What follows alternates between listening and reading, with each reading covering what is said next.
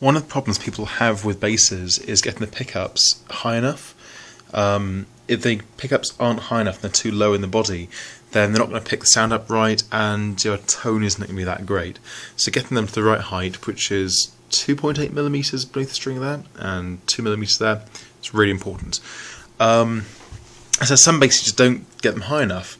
And if you look at this, this is a C.M. Duncan SSB4. The pickup actually comes with these little rubber sort of stints that just go on your screw, you see. So as you're screwing down, that just kind of pushes it up. Another common way which is done is these kind of jobs. Get some foam which sort of sits on the underside of the pickup. If you look, it's about the same thickness as there, and it's okay. I mean, if you like your pickups relatively low, the body, it's good. If the pickups, if the difference between the neck and the saddles, the pickup is okay, then it works. But a lot of times it doesn't. So the trick which I do is I don't actually bother using these if they're included. Sometimes you get springs, but not so often.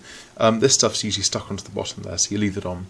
But what's always good is this package foam which comes with pickups, which is always in there. If you cut a piece out and stick it in there, so you can see that there's room, you can see there, either side for the screw holes, just about, see it there, and then get two extra pieces and just plonk them on the top there. Now that's now mostly filled the cavity.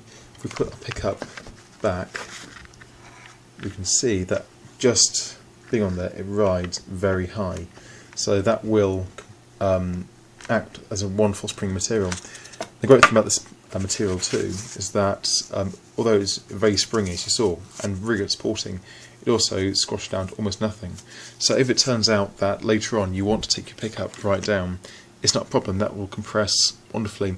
I've used this technique on everything, all bass I've actually ever used and ever built on, done this.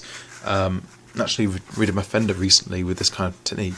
So that's a nice little trick that you can do to all your basses if your pickups are just too low in the body and you want to get them higher for that real grinding metal tone.